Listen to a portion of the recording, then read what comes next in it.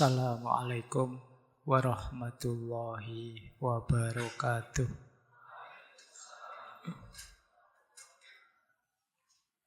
Bismillahirrahmanirrahim. Alhamdulillahi rabbil alamin.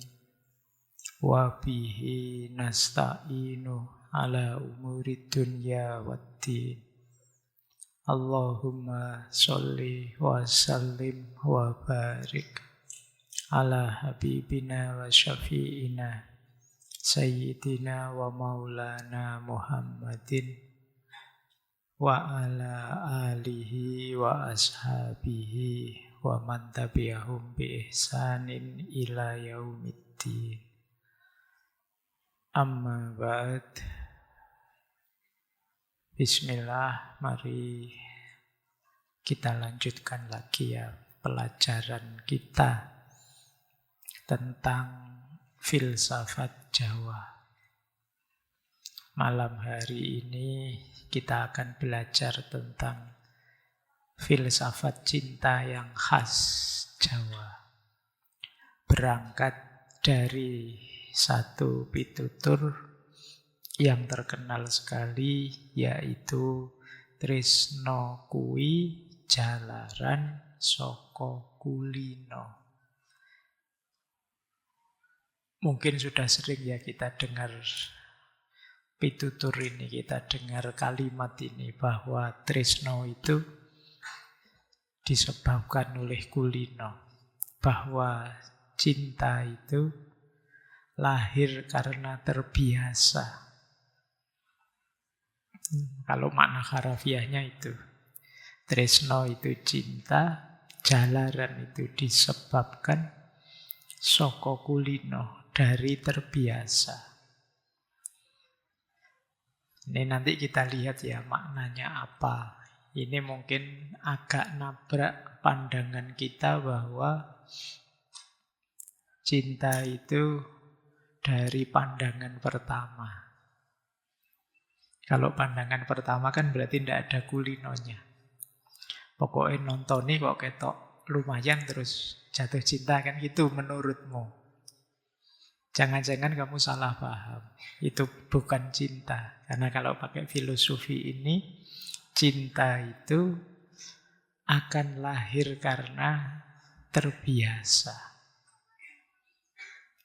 Kita lihat ya nanti maknanya apa. Tapi sebelum itu saya ingin mengawali dulu dari beberapa konsep dalam budaya Jawa tentang yang dimaksud dengan cinta. Selain tresno, ada yang namanya tresno di sini.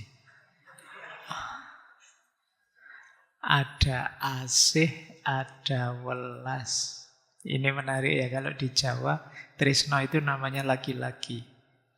Kalau asih dan welas itu nama untuk perempuan.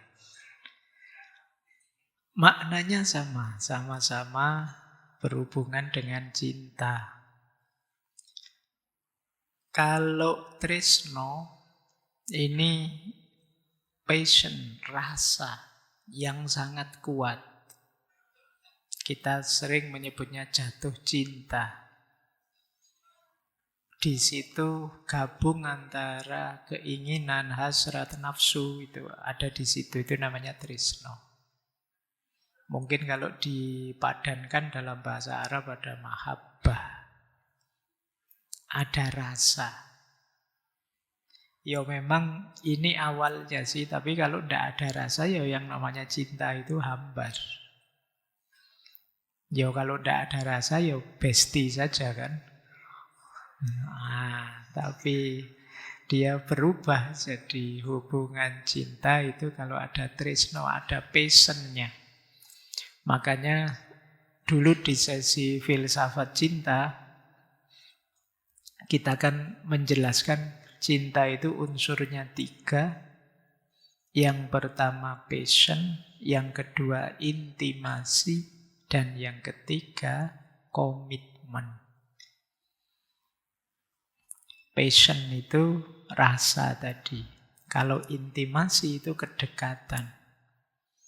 nyambung, cocok. Dan yang ketiga, komitmen. Komitmen itu kita berjanji memberikan yang terbaik pada dia. Kita berjanji melakukan yang baik padanya. Itu namanya komitmen. Tidak menyakitinya dan seterusnya. Tapi kalau hanya passion saja, tidak ada komitmennya, tidak ada intimasinya, itu kalau bahasa Inggris namanya infatuation. Hanya ketergodaan sesaat. Jadi hanya jatuh cinta yang sekilas. Kayak kalian mungkin tiba-tiba senang sekali dengan temanmu, ada rasa, tapi diajak komitmen tidak mau. Terus meskipun menurut saya hidup saya dengan dia tidak nyambung, kok saya tidak terlalu cocok, saya levelnya tidak di level dia. Kalau bahasa agama tidak sekufu dengannya misalnya. Tapi rasa itu ada. Ini hanya passion saja. Disebutnya nafsu. Ada sih yang jenis komitmen saja. Komitmen itu rasa itu tidak ada. Juga tidak merasa dekat, tapi karena satu organisasi, satu lembaga. Karena tiap hari kerja bareng, jadinya harus saling baik. Jadi komitmen. Komitmen saja, tidak ada passion, tidak ada intimasi. Itu kerja bakti. Nah iya kan, yo antar jemput, yo neraktir, tapi kamu suka mau? Enggak, teman saja. Yo kerja bakti itu namanya. Baik.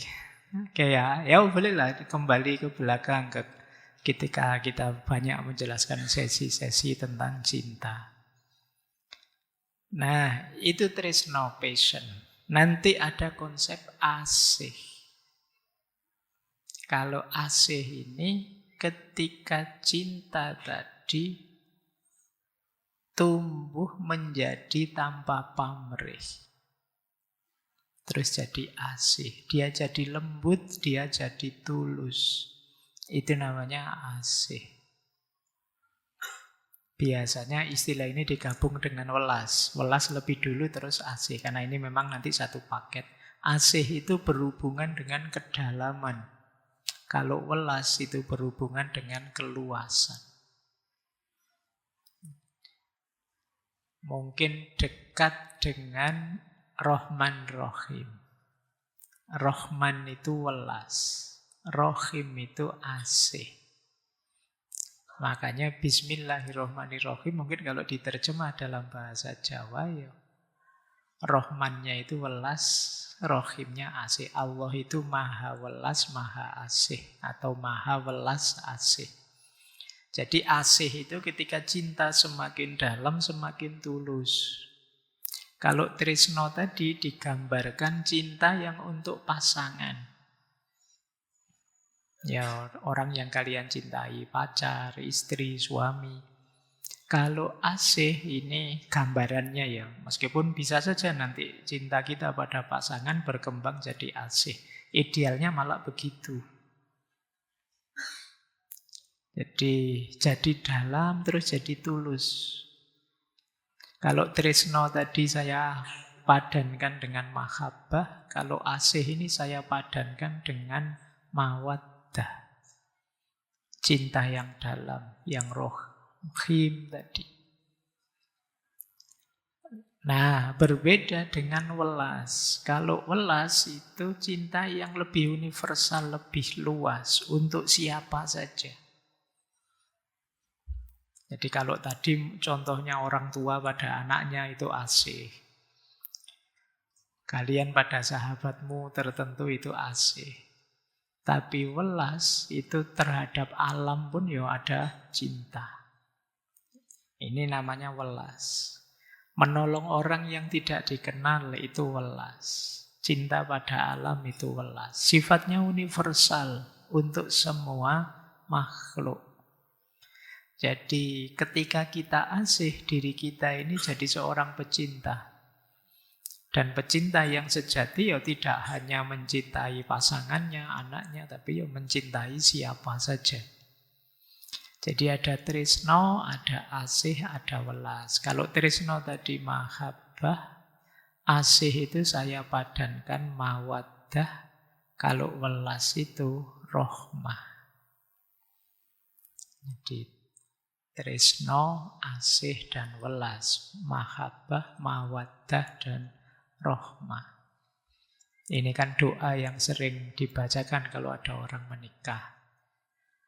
Meskipun ketika orang menikah itu mendoakannya semoga sakinah, mawaddah, warohmah. Sakinah itu ya buahnya welas asih. Kalau kita welas, kita asih, itu hidup pasti dalam ketenangan, kenyamanan. Kenapa mahabbah tidak disebut? Wong kalian sudah sampai nikah, ya mestinya sudah ada rasa.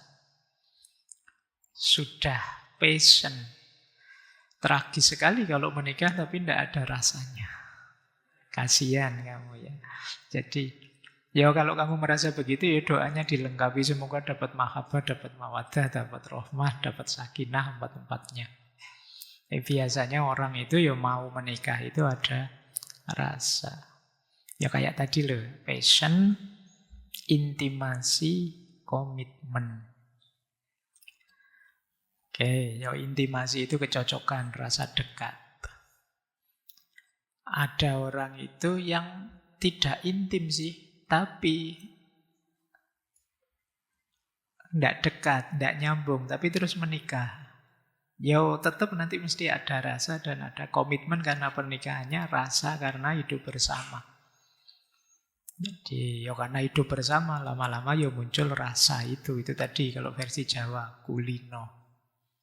Makanya ndak usah heran, Pak, teman saya itu loh dijodohkan, tapi kok bisa ya anaknya banyak misalnya. Loh, iya sih mungkin dia perlu penyesuaian dulu, terus rasa itu muncul. Kalau di awalnya mungkin yang membersamakan komitmennya. Baik, nanti kita bahas seputar ini ya, melalui tresno kuwi jalaran saka kulino. Kita masuk lagi ke beberapa aspek konsep cinta dalam budaya Jawa, dalam filsafat Jawa. Semoga sudah bisa ditangkap 3 pembeda ini.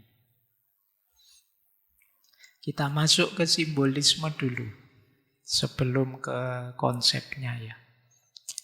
Kalau kemarin simbolnya kan di belakang wayang-wayang itu. Sekarang kita taruh di depan untuk memahamkan. Orang Jawa punya simbol untuk cinta yang sejati itu diibaratkan seperti Mimi lan Mintuno. Kalian pernah dengar nggak kata-kata ini ya? Kalau kalian Gen Z nggak kenal itu, yang generasi saya pasti sering. Jadi mimi itu sejenis binatang. Mungkin kalau bahasa Indonesianya belangkas. Apa ya kalian? Belangkas itu ya. Saya susah nyari. Ya saya ngerti lah gambarnya itu, kamu cari sendiri, googling nanti. Bukan undur-undur loh. Itu bukan kok dibesarkan begitu ya, besarnya telapak tangan gini. Yang perempuan lebih besar, yang laki-laki di depan. Jadi belangkas ini laki-laki dan perempuan, kalau dia satu pasang itu sudah tidak bisa dipisah. Jadi dia termasuk binatang yang monogami. Jadi ayo nikah sekali seumur hidup sudah. Jadi tidak ada kok Mimi Mintuno itu poligami. Jadi kalau ada orang bilang, kamu kelakuanmu kayak binatang, gonta-ganti pasangan. Tapi kalau pasangannya Mimi lan Mintuno, tidak. Jadi kemana-mana pun berdua. Tidak mungkin dia dipisah. Kalau dipisah mati. Jadi Mimi lan Mintuno itu kalau dipisah mati. Jadi yang di depan yang laki-laki, yang di belakang yang perempuan. Jadi laki-laki lebih kecil. Perempuan lebih besar karena dia sambil bawa telur-telur nantinya. Jadi dia ini seumur hidup sudah. Kalau sudah gandeng ya gandeng sudah. Kadang-kadang kalau sudah mati sama orang Jawa dijadikan hiasan dinding. Jadi untuk sebagai simbol cinta sejati. Nah, cari ya nanti gambarnya buat anumu. di tembok kosmo, Mimi lan Mintuno. Meskipun kamu jomblo tidak apa-apa lah. Biar pokoknya punya gambaran tentang cinta sejati. Asal tidak dipisah dari pasangannya, dia umurnya panjang. Kalau dipisah, mati tadi ya. Kalau dimasak, harus bareng. Dimasak mau dimakan, dia harus bareng. Kalau tidak dimasak salah satu, beracun. Jadi Mimi lan Mintuno itu kalau dia dimasak salah satu saja, jangan dimakan. Beracun dia. Masaknya harus bareng berdua. Nah, itu hati-hati ya. Ya saya tidak tahu bahwa ada warung yang menjual belangkas ini. Terus kamu tanya ini tadi masaknya sendirian atau bareng pasangannya. Itu kalau sama pasangan yang lain mungkin lebih beracun lagi dia. Jadi dia harus dimasak bareng pasangannya. Karena racun di yang satu itu penawarnya racun di yang lain. Itu simbol cinta yang sejati di dalam budaya Jawa. Nah, nanti kalian cari ya. Saya tidak tahu orang Barat kenal tidak Mimi lan Mintuno ini. Ya mungkin istilahnya pakai bahasa Latin, bahasa asing ya. Baik, zaman saya kecil di banyak rumah di desa-desa itu sering pakai hiasan dindingnya Mimi lan Mintuno ini. Mungkin kamu cari di rumahnya kakek-kakekmu mungkin ada. Baik, ini simbol pertama. Jadi budaya Jawa juga punya concern tentang konsep cinta, tidak hanya Barat. Tidak hanya dulu Jalaluddin Rumi dan kawan-kawan kita. Di Jawa juga dalam cara membahas cintanya.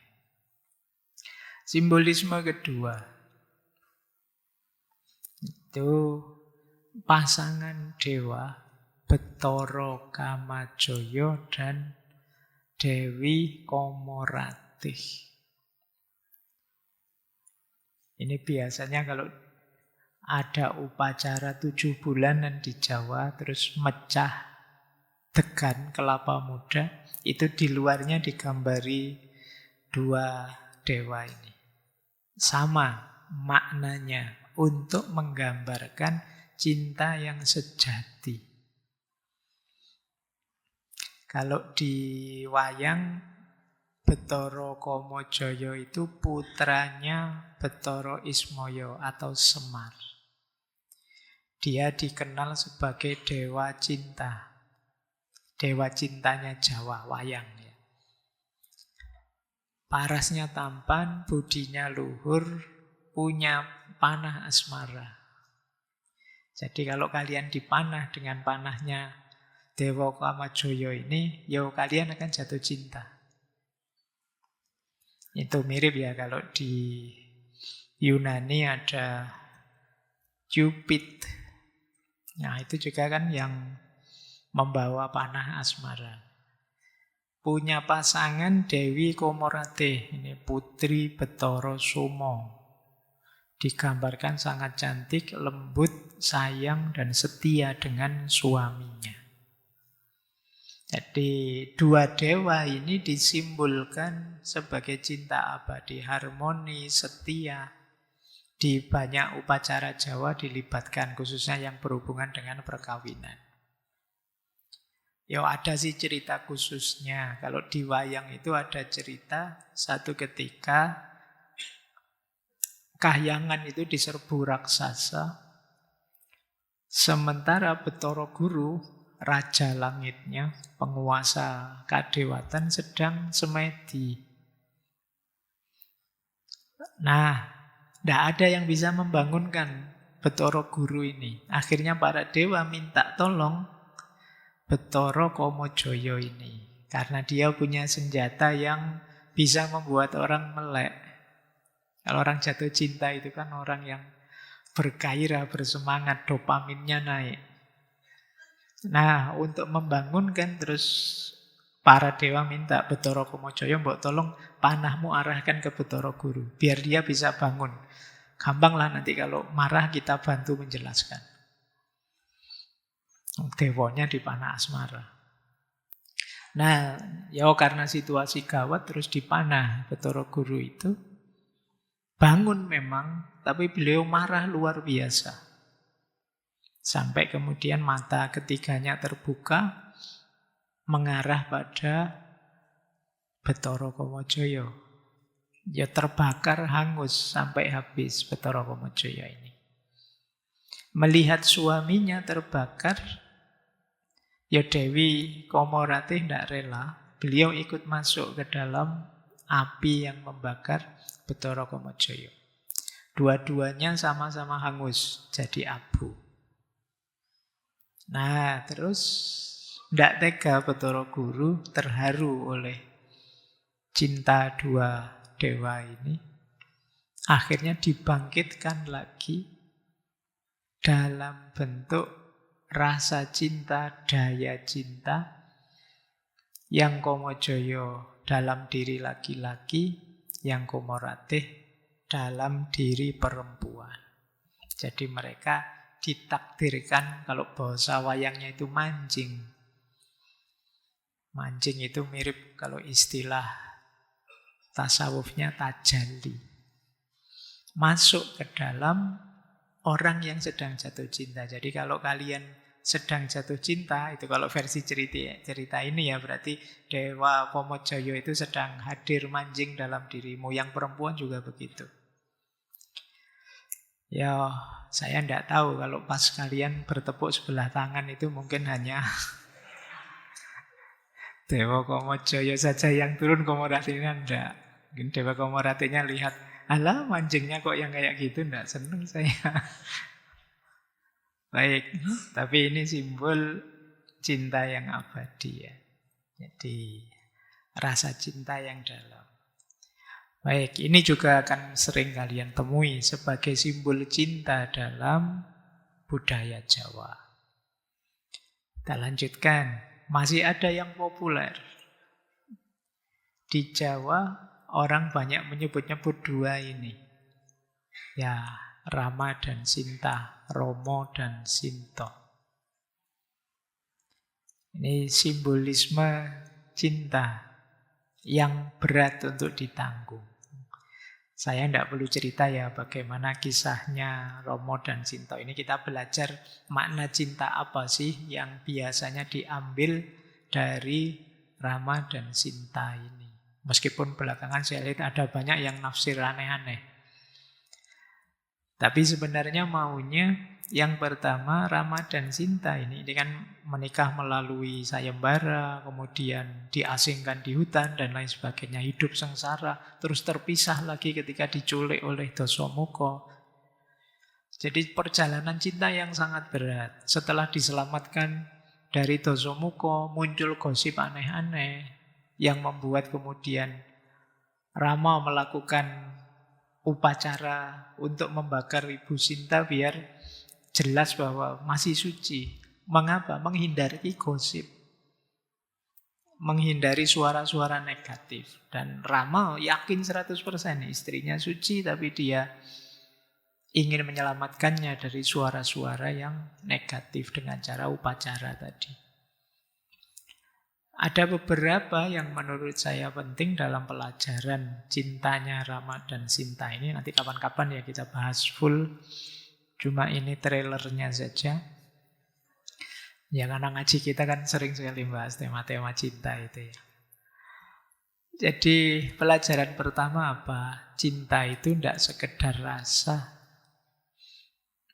Jadi tidak sekedar kebucinanmu, tapi kesanggupanmu untuk menanggung narasinya, ceritanya, lika-likunya, dinamikanya. Jadi tidak bisa kalian mencintai kok nyari enaknya saja. Itu bukan cinta.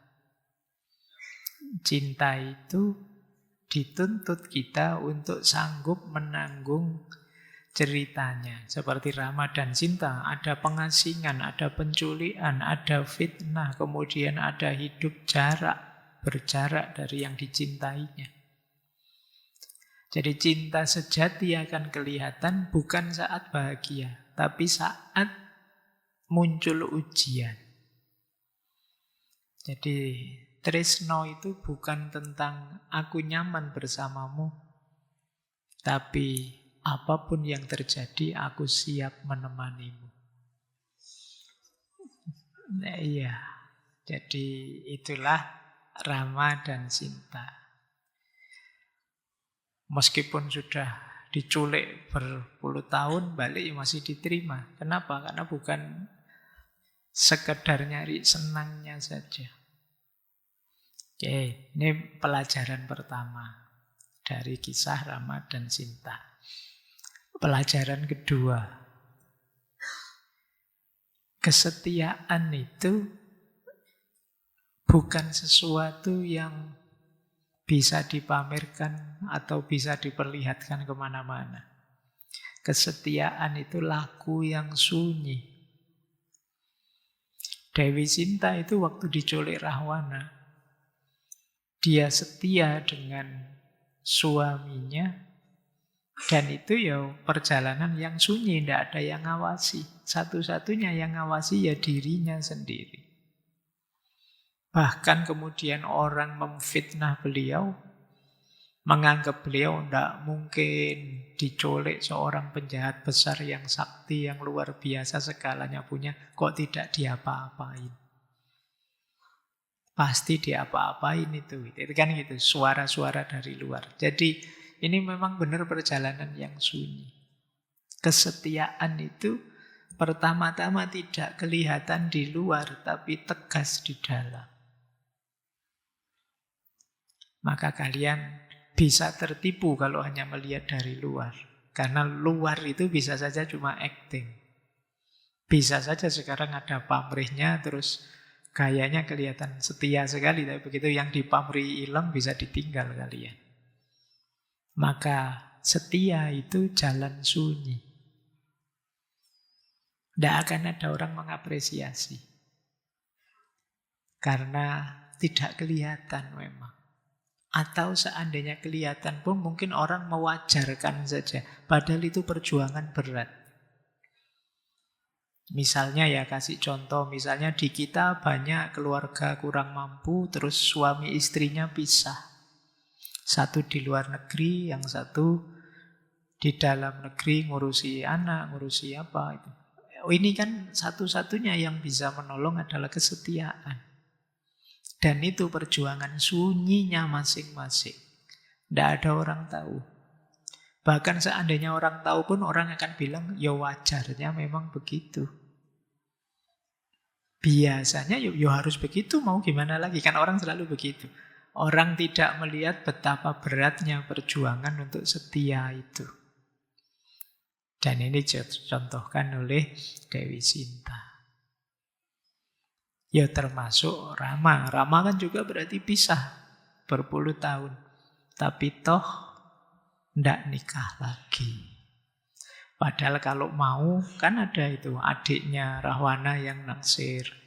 Ada raksasa-raksasa yang senang dan lain sebagainya, tapi tetap setia dengan istrinya. Tapi ya lagi-lagi itu perjalanan yang sunyi. Mulia, tapi tidak diapresiasi secara berlebihan, secara luar biasa. Jadi kalau tujuanmu hanya dipuji orang, kesetiaan tidak akan kelihatan. Baik, itu pelajaran kedua. Pelajaran ketiga. Cinta tidak selalu menang. Kalau dalam ceritanya Rama, cinta itu di bawah dharma, di bawah tugas-tugas yang harus dipenuhi oleh Rama. Termasuk tadi melakukan upacara ujian dengan api tadi. Jadi, tapi memang demikianlah cinta yang dewasa. Di situ saya tulis. Cinta punya pelajaran pahit. Yang pertama apa? Cinta yang sudah dewasa itu tidak selalu minta dimanjakan.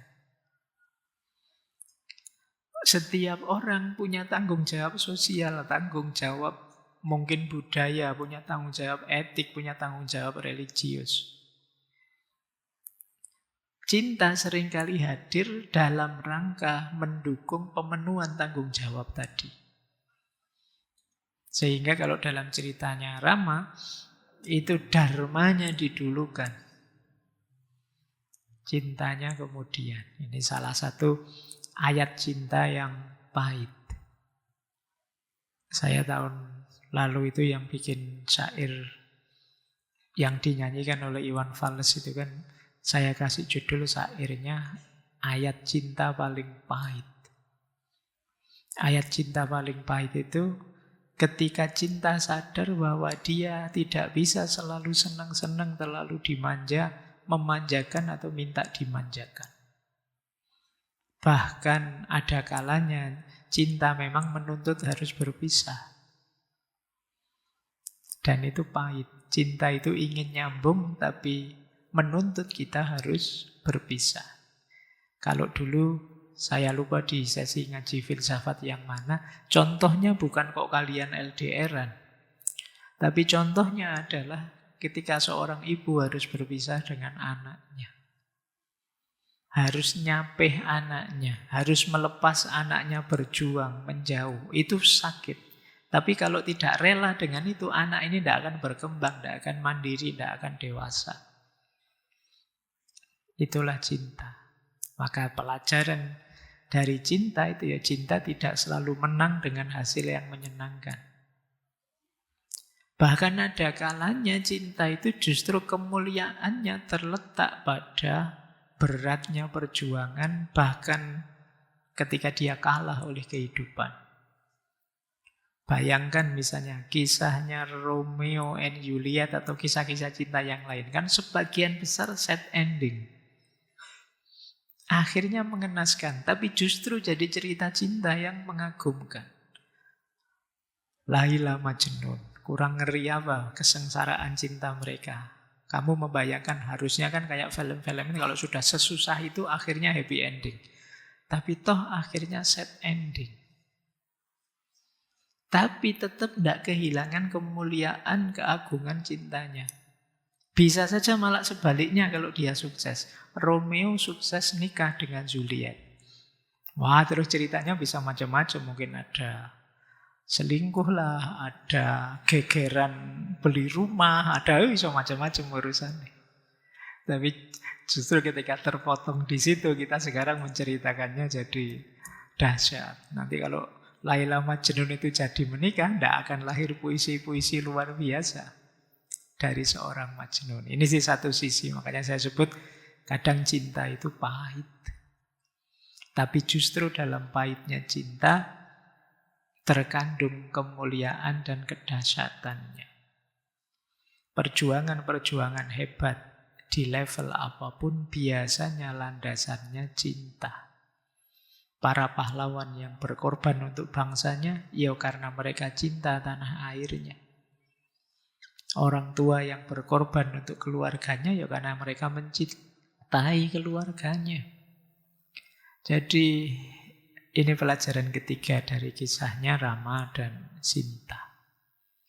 Bagaimana cinta itu tidak selalu menang, tapi kalah pun dia masih bergumul, masih bisa memamerkan keagungannya. Karena kadang-kadang di momen-momen kalah itu cinta menampakkan ketulusannya. Dan itu mengagumkan. Baik, ini simbolisme ya dari Rama dan Sinta yang sering dipakai di Jawa sebagai simbol pasangan ideal. Sama seperti Betara Kamajaya dan Dewi Kumaratih tadi, sama seperti Mimi lan Mintuna. Ya, ini ilustrasi saja biar teman-teman paham gaya orang Jawa memahami cinta.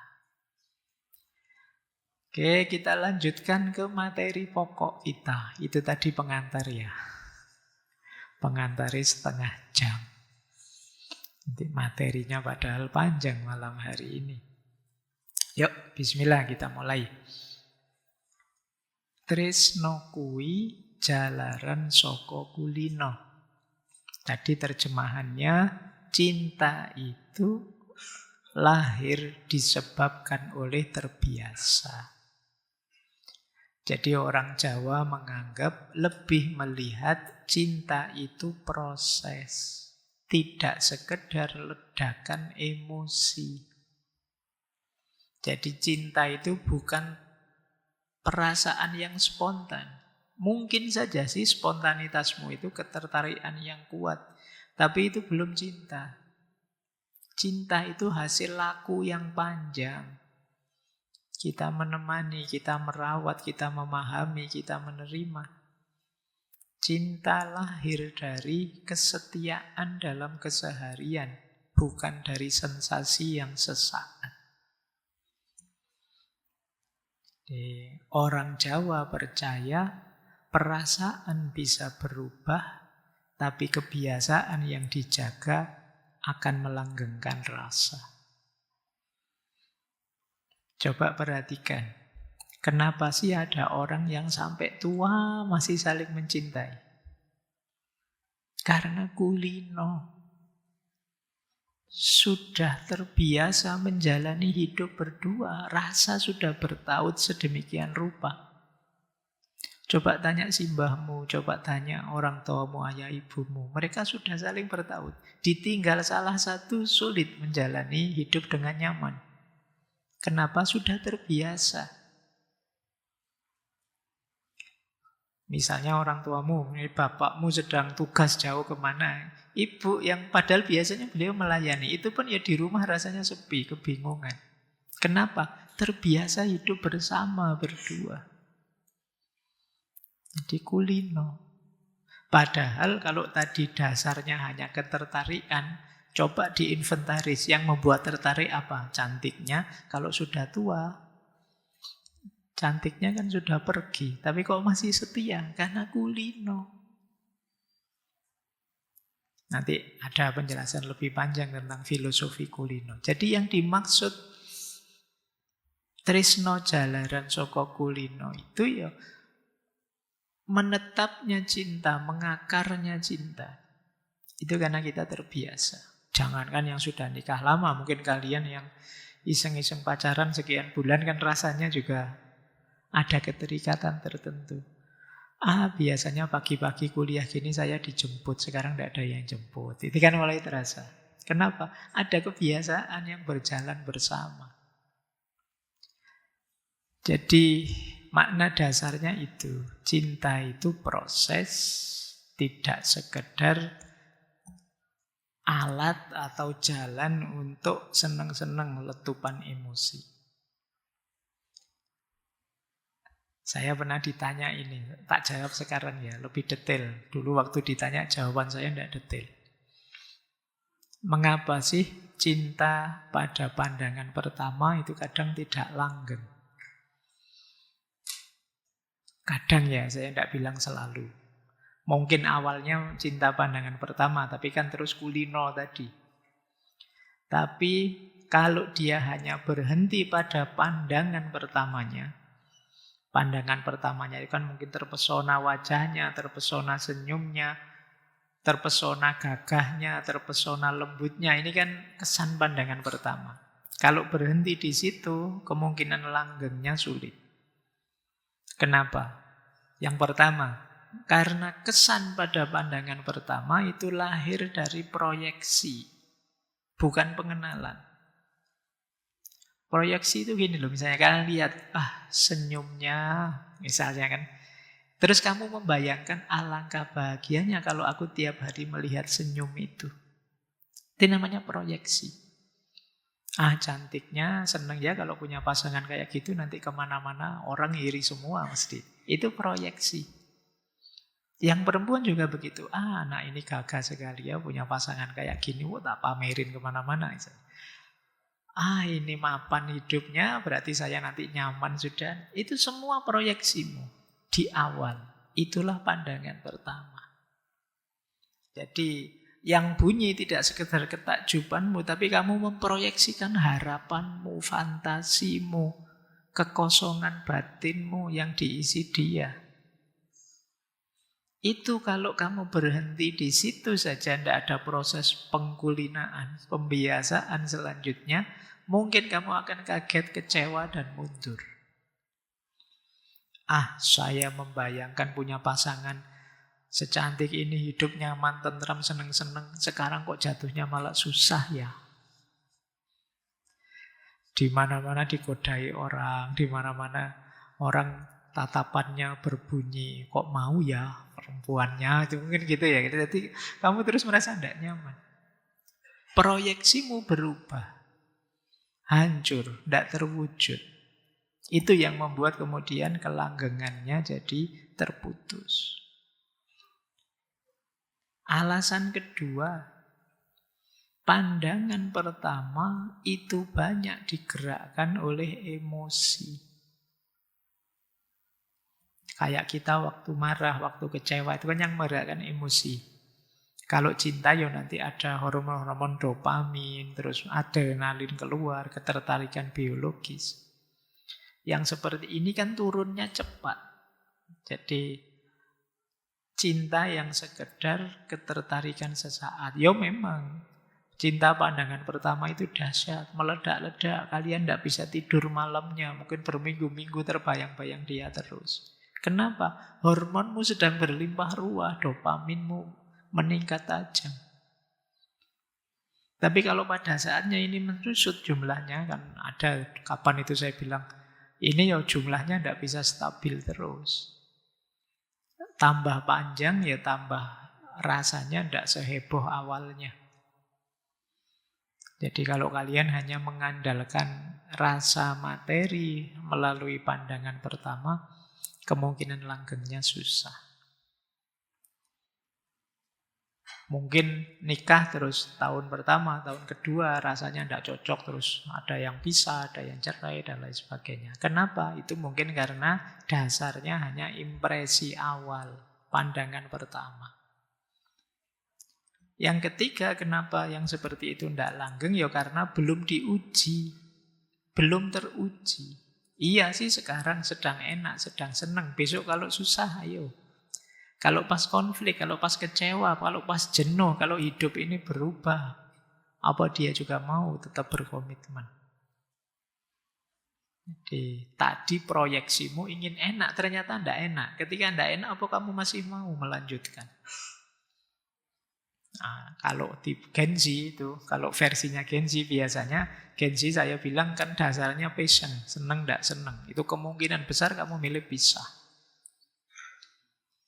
Makanya tidak usah heran, kapan itu saya baca ada berita, tingkat perceraian di Indonesia meningkat terus. Dan itu menarik. Kadang-kadang seiring dengan meningkatnya tingkat ekonomi. Tambah makmur. Iya, tambah ingin nyari yang lain. Nyari proyeksi baru. Berarti ya tidak hanya pandangan pertama, berarti ya ada pandangan kedua, pandangan ketiga. Ingin ganti yang lain. Karena mungkin itu tadi nikahnya nyari enaknya saja. Nah, enak sih, tapi sekarang terus ekonominya naik jadi lebih enak. Akhirnya ya ingin nyari pandangan yang lain. Bosen punya pasangan kayak gini terus misalnya, terus ingin ganti yang lain. Baik, ini ya bagi yang bertanya, kenapa sih cinta pandangan pertama itu kalau hanya berhenti di pandangan pertama, resiko. Itulah kenapa orang Jawa tadi ya menetapkan filosofi cinta itu tidak berdasar pandangan pertama tapi pembiasaan. Kulino. Kulino itu terbiasa dijalani berulang-ulang sampai menjadi bagian dari diri kita. Karena sekian lama sudah terbiasa hidup bersama dia, kita saling melengkapi, saling mendukung.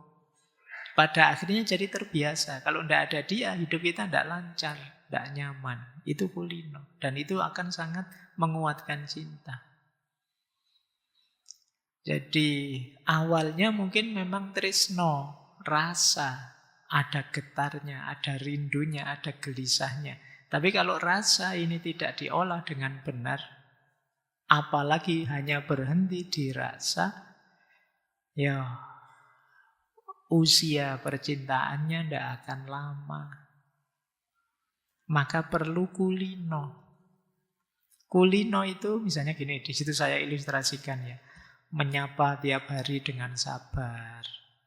Kalau pasangannya mengeluh didengarkan. Kalau menasehati tidak menggurui, tidak memaksa. Senantiasa hadir saat dibutuhkan. Kalau kita terus-menerus begini, kulino sudah.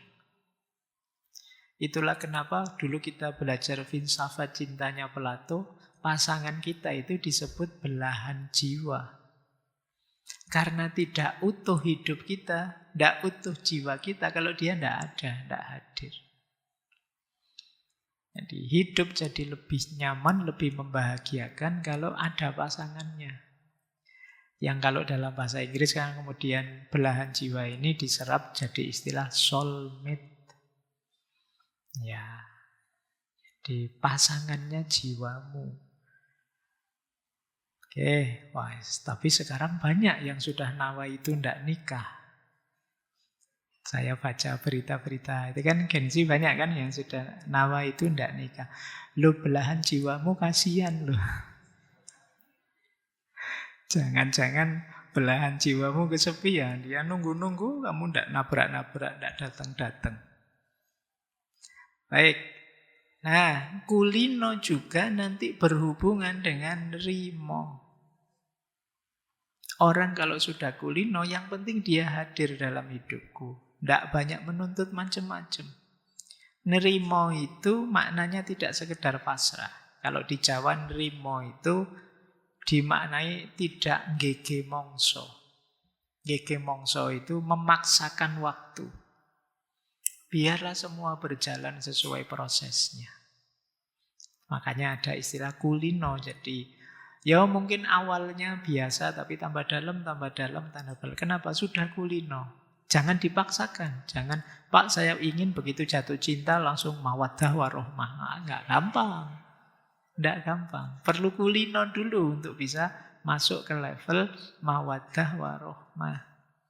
Untuk bisa kulino ya kita harus menerima dia apa adanya. Tidak menuntut, tidak mengkomplain. Bersama-sama melengkapi ketidaksempurnaan. Nah, itulah filosofinya kulino. Jadi puncaknya cinta dalam masyarakat Jawa bukan romantikanya, bukan happy ending menikahnya, tapi kesediaan untuk tetap berbuat baik, memberikan yang terbaik pada yang dicintai, apapun yang dirasakan, apapun yang didapat. Nerimo tadi. Dan itu bisa lahir kalau kita kulino. Kalau kita terbiasa. Makanya tresno kuwi jalaran saka kulino. Kalau sudah mengalami fase kulino, insya Allah cintanya sudah mengakar. Ada perubahan apapun kita terima. Kenapa kita terima? Karena ketidakhadirannya dia itu eksistensial. Kalau saya berpisah dengan dia, eksistensiku runtuh. Diriku sebagai manusia tidak lengkap. Nah, baik, jadi kulino yo pembiasaan, kita terbiasa. Maknanya apa? Yo kita melakukan segala yang terbaik pelan-pelan sampai kita terbiasa dengan dia dan merasa tidak bisa lagi berpisah dengannya. Disitulah cinta sudah mengakar. Ya istilah kulino itu nyambung dengan prinsip, ini teman-teman hafal ya, alon-alon waton kelakon. Jadi segala sesuatu ada prosesnya, ayo dipenuhi pelan-pelan, jangan gerusa-gerusu. Ambil strategi yang tepat, termasuk untuk cinta. Ini bukan berarti kok ngejak males. Orang Jawa itu enggak cak-cek, mbok yo sat-set itu. Loh kalau kamu sat-set diterima syukur, sat-set ditolak. Nah, strateginya apa? Kulino saja, biasakan melakukan kebaikan-kebaikan padanya tuh. Nanti mungkin dia tersentuh, paling enggak mau nolak kamu enggak tego. Sudah.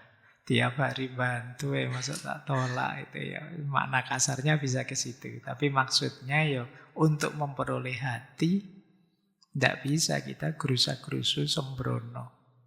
Alon-alon. Yang penting terpenuhi. Jadi hati-hati, sabar. Ini kalau disambungkan dengan kulino tadi, kulino itu metodenya, alon-alon itu ritmenya, tresno itu hasilnya. Kenapa sih Pak harus alon-alon, harus kulino? Ya, karena segala sesuatu yang dipercepat itu tidak alami, tidak natural, mudah runtuh. Sekedar bikin kopi misalnya, dipercepat saja, tidak usah diaduk, tidak enak. Jadi harus pelan-pelan mengaduknya sesuai ukurannya. Coba ya, sudah di... apa belum kopinya? Alhamdulillah berarti sudah alon-alon. Sehingga melahirkan rasa. Kalau pakai istilah nilai, tergesa-gesa itu dari nafsu melahirkan nafsu. Kalau pelan-pelan, dari kehati-hatian melahirkan kedewasaan. Ini coba ya teman-teman yang tertarik, galilah prinsip alon-alon waton kelakon ini sebagai alternatif menjawab era masa kini yang dikenal dengan serba cepat, instant mentality, dan lain sebagainya. Ya karena kita ada keterbatasan waktu, jadi tidak bisa panjang bicara ini. Tapi silahkan kalian gali, siapa tahu nyambung. Bisa kita jadikan senjata. Semoga nanti kita lama-lama sadar, ternyata problem-problem besar peradaban itu keyword-keywordnya, rumus dan rutenya sudah ditawarkan sebelumnya oleh para nenek moyang kita. Jadi alon-alon waton kelakon berarti juga tidak memaksa perasaan dan tidak menuntut hasil instan.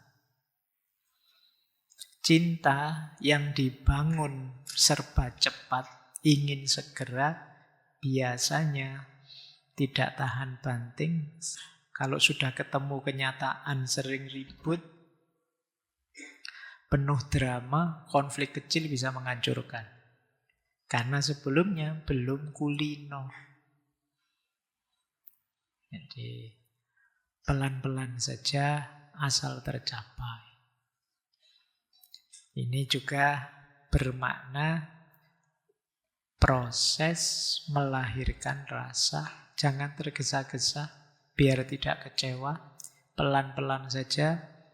Yang jelas dengan itu kita bisa tambah dewasa dalam rasa. Kita lanjutkan. Tadi kulino saya sebut metodenya. Metodenya cinta yang seperti apa sih? Cinta yang menjadi laku. Saya sering ngutip kalimat yang bunyinya dari serat Jawa itu kan, ngelmu kuwi kelakone kanthi laku. Ternyata tresno juga sejenis laku. Mencintai itu bagian dari laku. Apa sih laku itu?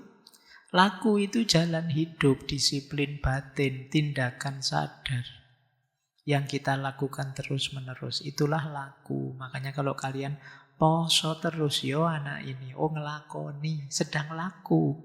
Wiritan terus ya anak ini, dia sedang laku. Loh, puasa terus, wiritan terus, itu kan sebenarnya dia sedang milih jalan hidup, disiplin hidup, sekaligus melakukan tindakan yang dia anggap baik berulang-ulang demi tujuan yang besar. Itulah laku. Nah, cinta tadi kenapa harus dikulinokan? Ya biar melahirkan rasa. Cara mengkulinokannya seperti apa? Kita memposisikan cinta sebagai laku. Seperti ada orang bercita-cita jadi orang besar, terus dia puasa terus. Puasanya ini laku. Nah kalian, perjuanganmu dalam cinta adalah juga perjuangan yang setara dengan laku, ngelakoni. Tapi bukan laku yang aneh-aneh ya. Bukan laku apa? Pengasihan, laku. Ini kayak gitu jimat biar ini kalau dibaca 40 kali setiap malam selama 40 hari terus kamu sebut namanya, wah, jangan tanya ya, besok mesti nyari-nyari kamu. Gitu kan. Utangmu belum dibayar. Baik, jadi apa sih lakunya cinta itu? Yang pertama, ini contoh ya. Sejenis ini loh yang dibiasakan biar melahirkan rasa. Laku misalnya menjaga lisan dari kata-kata yang menyakiti. Tetap bertanggung jawab meskipun sedang kecewa. Sedang disakiti hatinya. Tetap setia meskipun tidak ada yang mengawasi. Tetap hadir menemani meskipun tidak ada yang muji.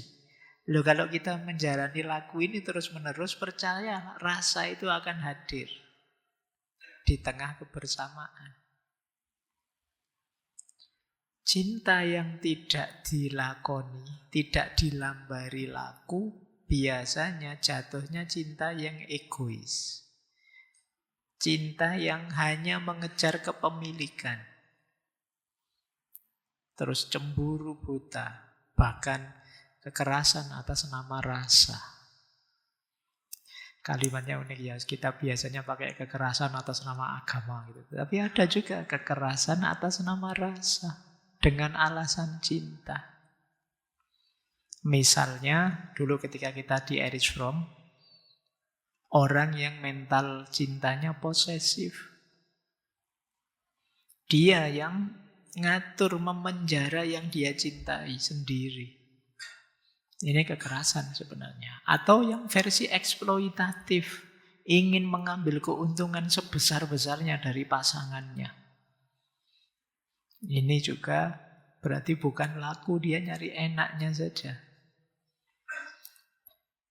Maka tresno kui jalaran saka kulino berarti kita menjadikan cinta sebagai bagian laku kita untuk melahirkan rasa.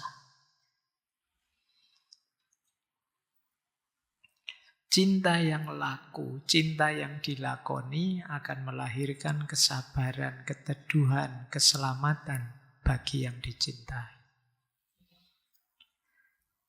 Baik, kita lanjutkan ya. Jadi ini makna lanjutannya. Ada lagi makna selanjutnya, cinta sebagai tirakat. Tirakat itu salah satu bentuk laku sebenarnya, tapi konotasinya ke arah siap berkorban untuk yang dicintai. Kita membiasakan diri mental sebagai siap berkorban untuk yang dicintai akan membuat rasa kita semakin dalam, rasa pasangan kita juga semakin dalam. Ya tirakat itu laku prihatin, mengurangi kesenangan diri, menata hati, dan lain sebagainya. Bentuk tirakatnya cinta. Ini tirakat ini mungkin serapan dari bahasa Arab ya. Tirkah, meninggalkan. Taroktu fikum, aku meninggalkan di antara kalian. Nah, jadi di Jawa diserap jadi tirakat. Ada istilah lain selain tirakat yaitu ngurang-ngurangi. Ngurang-ngurangi itu yo makan sih makan tapi dikurang-kurangi. Jangan berlebihan. Kaya sih tapi yo jangan belanja terus, buka Shopee terus tiap hari, enggak. Dikurang-kurangi. Kenapa dilakukan? Ada hal lain lebih penting, lebih besar. Nah, orang mencintai itu juga begitu. Dia bertirakat demi apa? Kenyamanan, kebahagiaan dalam kebersamaan. Kalau pasangan yang mencintai dan dicintai sama-sama tidak mau berkorban, sama-sama tidak mau tirakat, yang terjadi pasti konflik. Karena dua pribadi pasti punya dua keinginan, pasti punya dua mindset, pasti punya dua tujuan. Itu kalau tidak ada yang mau berkorban, konflik. Tidak ada yang mau tirakat.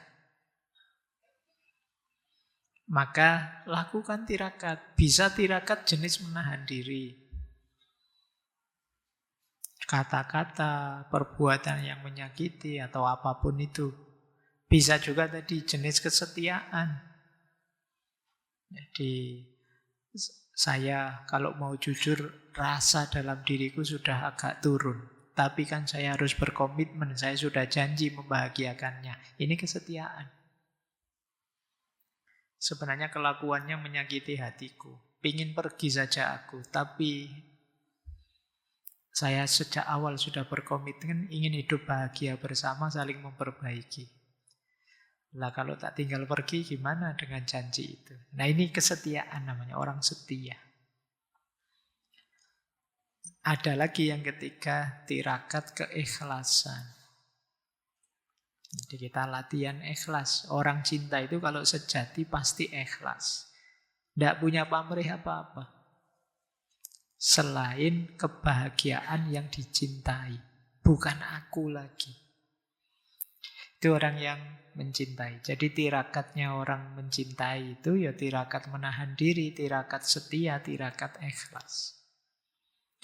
Loh kalau kita menjalani tirakat ini jangan dikira yang diuntungkan hanya pasangan kita. Kita juga naik kelas. Bisa setia, bisa ikhlas, bisa menahan diri. Itu kualitas jiwa yang dicari oleh semua orang. Di banyak sesi kan kita mengidealkan tipe orang seperti ini. Bisa menahan diri, komitmen dengan nilai, setia dengan nilai, terus ikhlas. Bahkan di situ saya kutipkan satu kalimat menarik. Tirakat tertinggi dalam cinta itu bukan memiliki, tapi mampu melepaskan tanpa membenci.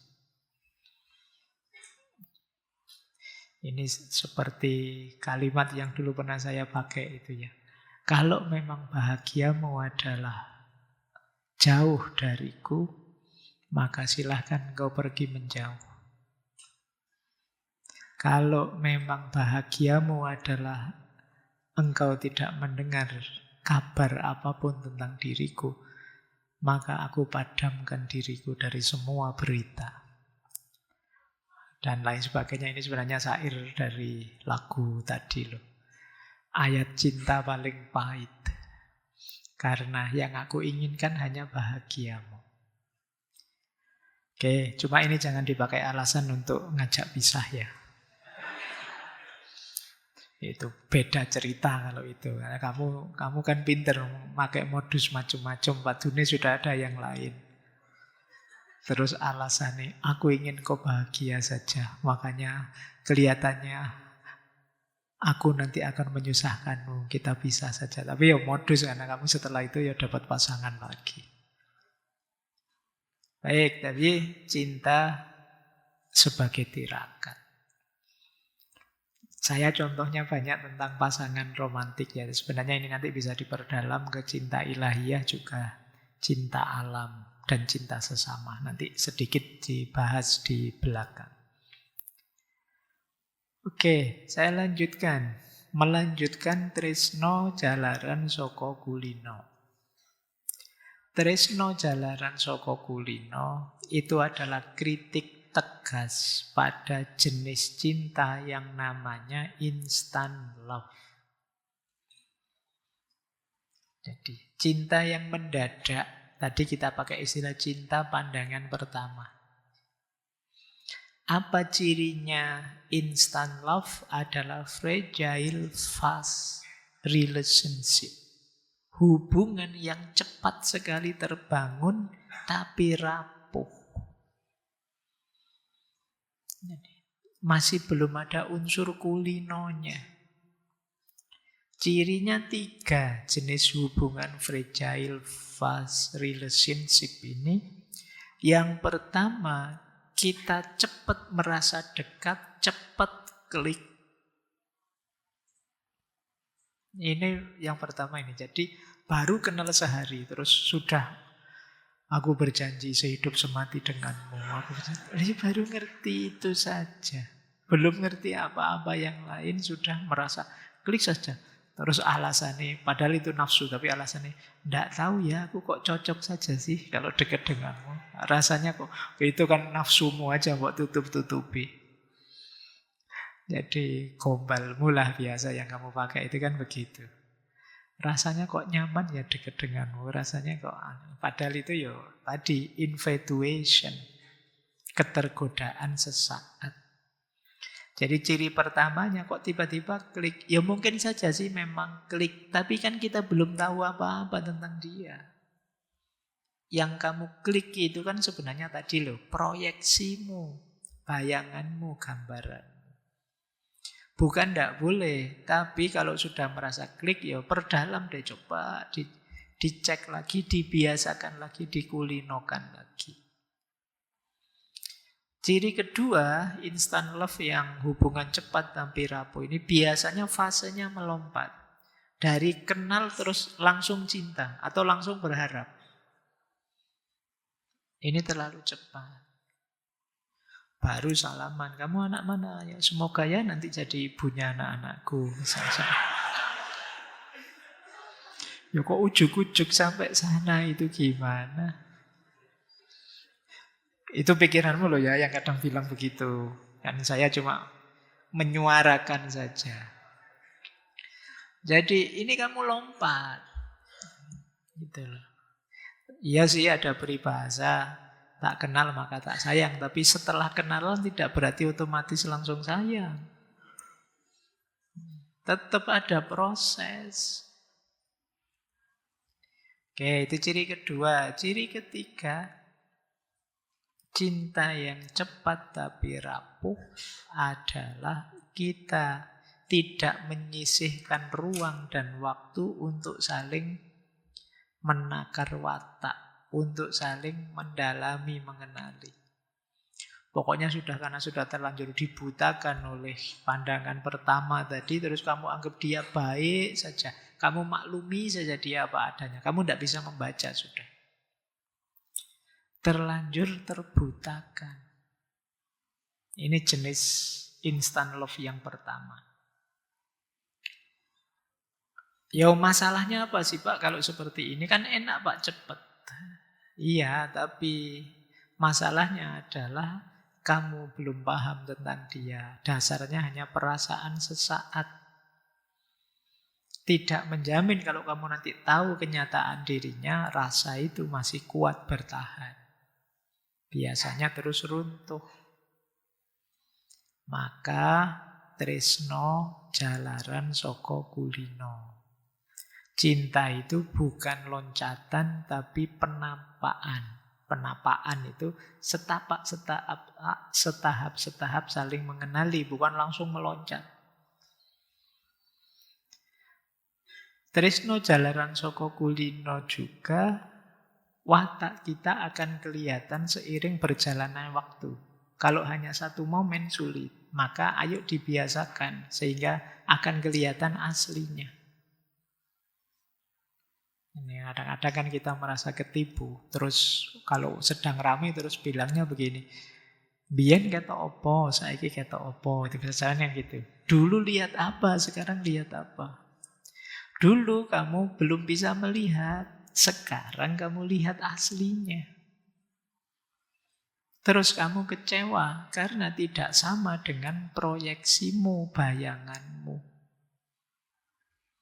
Enak ya punya suami kaya misalnya. Bayanganmu kan suami kaya beli apa-apa, gampang wong duitnya ada.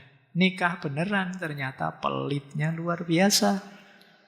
Wong kamu ndak kenal sebelumnya. Ngertinya kayanya saja. Jadi itulah fragile fast relationship.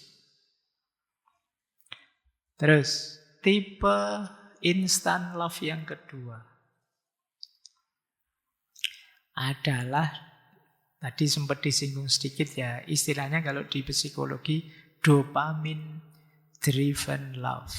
Cinta yang digerakkan oleh hormon-hormon kimia dalam diri kita. Seperti dopamin. Dopamin hormon rasa senang yang meledak-ledak. Cirinya apa? cinta kita jenis dopamine driven love ini, yang pertama biasanya cinta kita heboh. Isinya sensasi, deg-degan, euforia, gemeteran. Kalau dekat di hati itu kita masih ada di situ. Jadi kalau ketemu rencananya ngomong banyak apa tapi terus tidak bisa ngomong. Nah, itu masih dopamine driven. Didorong oleh getar hormon dirimu. Yang kedua, karena dasarnya kejutan-kejutan hormonal ini, kita suka dengan stimulus-stimulus.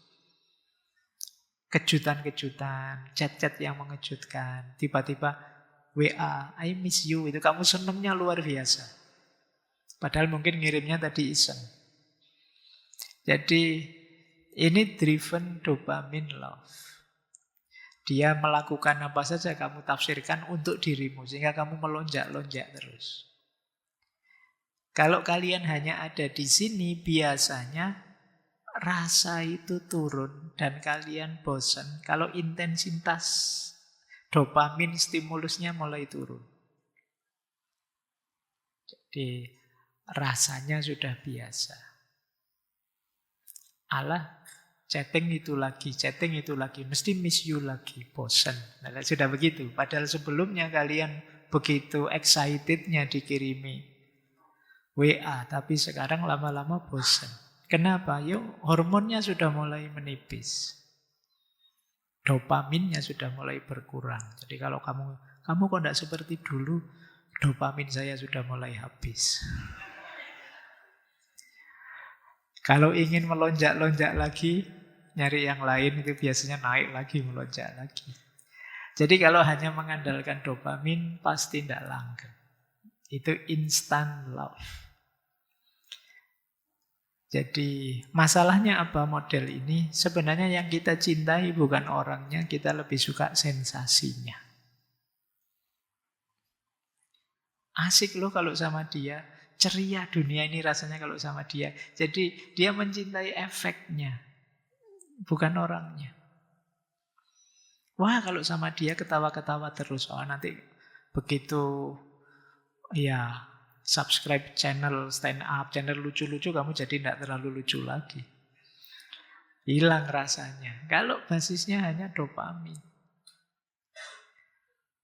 Nah, karena itu Tresno Jalaran Soko Kulino melihat cinta itu tidak di euforianya, tapi kestabilan, ketangguhan, ketenanganmu di situasi apapun untuk selalu bersama.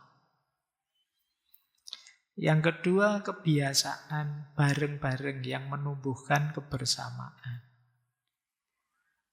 Ya, kalau menurut Tresno Jalaran Soko Kulino, Kulino itu melatih kita agar tetap setia tanpa dirangsang, diberi stimulus. Jadi itu melalui Kulino. Yang terjadi justru sebaliknya. Kalau sudah Kulino, kita tidak perlu dirangsang untuk baik pada pasangan kita, otomatis kita ingin memberikan yang terbaik. Karena kalau ada yang tidak baik, kita tidak nyaman dengan itu. Sama kalau kita sudah terbiasa, ini kan sering saya ilustrasikan. Kalau kita terbiasa sholat tahajud, sholat tahajud itu tidak nyaman. Nah kalau kita terbiasa berbuat baik pada pasangan kita, kalau kita berbuat tidak baik, tidak nyaman. Jadi berbuat baik itu tidak ada dorongan apa-apa. Diri kita sendiri inginnya begitu. Oke, baik. Jadi ini yang disebut dopamine driven love. Nanti ada lagi jenis instant love yang ketiga, addictive but insecure relationship. Membuat kita kecanduan sih, tapi tidak aman untuk diri kita. Kita sudah cinta sedalam itu, tapi ternyata membahayakan kita. Contohnya apa? Misalnya kita terlanjur cinta, tapi kelakuannya berubah. Tiap hari menyakiti kita. Sudah, kita terlanjur melekat, dipisah sulit. Itu cirinya, addictive but insecure. Tiap hari yang ada mungkin kita cemas terus. Cemburu, takut ditinggal, takut dia tertarik dengan yang lain terus. Jadi kita justru jadi tidak nyaman. Harusnya cinta itu menenteramkan, membuat kita bahagia, tapi ternyata tidak. Kamu tinggal ngaji filsafat 2 jam, kamu khawatir. Jangan-jangan di luar digoda orang lain. Jangan-jangan ada yang ngapeli saya pas di masjid. Jangan-jangan kamu khawatir terus, insecure terus. Kamu misalnya, wah rambut saya kok ada putihnya. Jangan-jangan gara-gara ini dia nanti tidak suka padaku. Oh nilaiku kok ada C-nya. Nanti kalau dia tahu, kamu khawatir terus. Itu addictive but insecure. Wah dia kok masuk kelas sana, ada yang lebih cakep di kelas itu. Wah jangan-jangan kalah gitu. Kamu khawatir terus. Tidak nyaman. Itu addictive but insecure. Ini jenis instant love.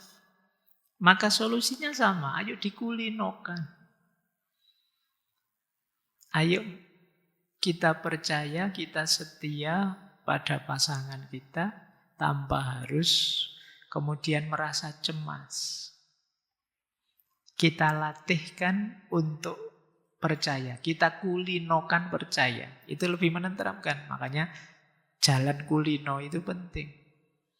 Saya sudah tahu kok biasanya dia. Saya percaya kok padanya. Besok ya saya percaya. Percaya terus tambah kuat kepercayaan kita. Itu kulino. Ada orang ngomong apa saja kita tidak terpengaruh. Karena sudah kulino. Tahu aslinya.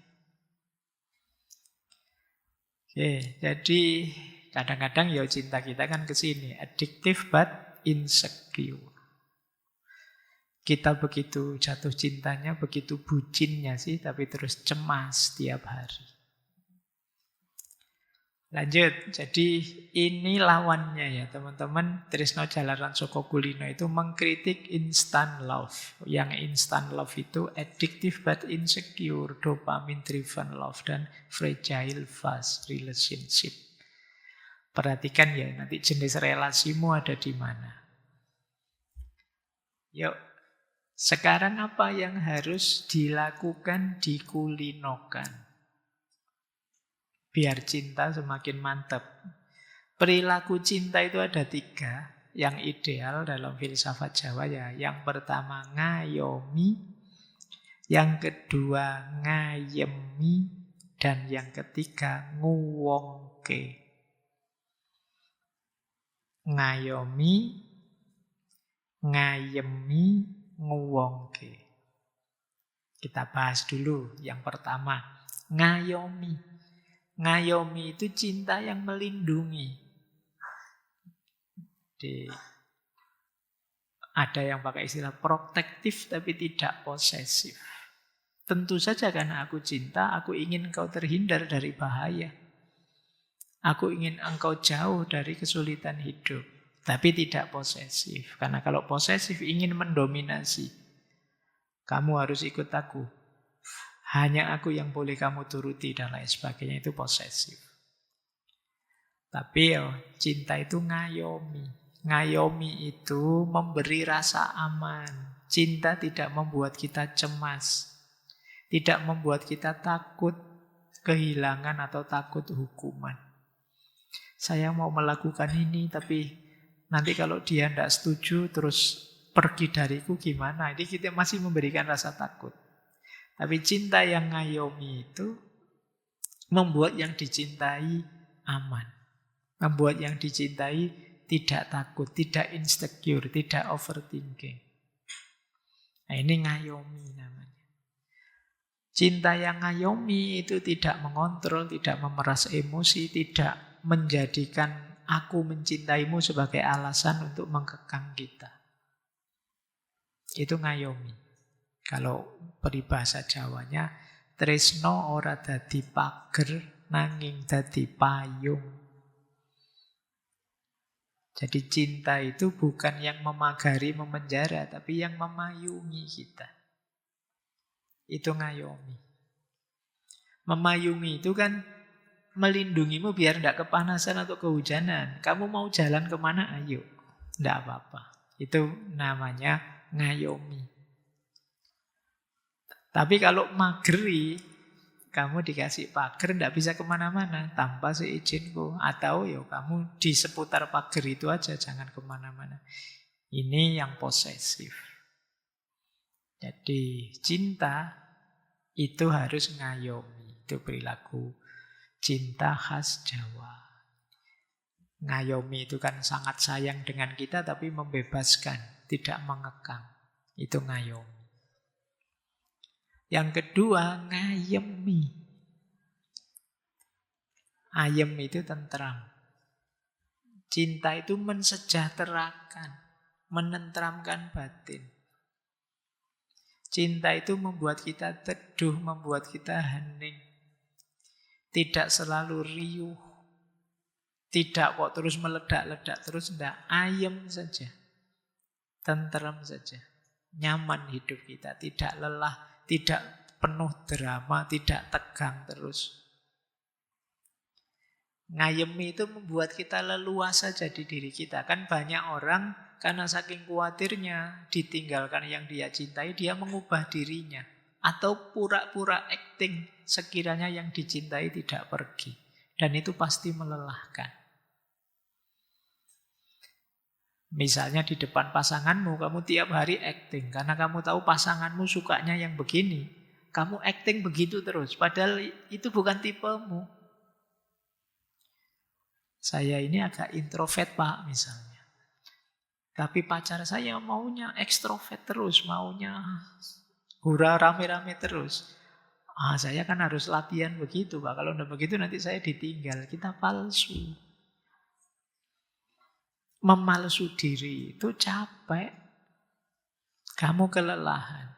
Loh, kalau kamu seperti itu, berarti cintamu tidak ngayemi, tidak menenteramkan, tidak mensejahterakan. Kamu tidak jadi dirimu sendiri. Maka cinta yang ngayemi itu, nalika aku karo kowe, aku ora kudu pura-pura. Aku tidak perlu palsu, tidak perlu pura-pura. Apa adanya. Dan aku apa adanya pun kamu tetap menerimaku. Ini ngayemi. Seneng aku. Aku jadi diriku sendiri yang kadang-kadang juga tidak sebagus-bagus amat. Tapi ya kamu tetap menerima. Aku salah, kamu terima. Meskipun nanti kamu nasihati, kamu luruskan. Ini cinta yang ngayemi. Ada lagi yang ketiga, cinta yang nguwongke. Nguwongke itu cinta yang memanusiakan. Orang yang mencintai melihat yang dia cintai sebagai manusia, sebagai wong.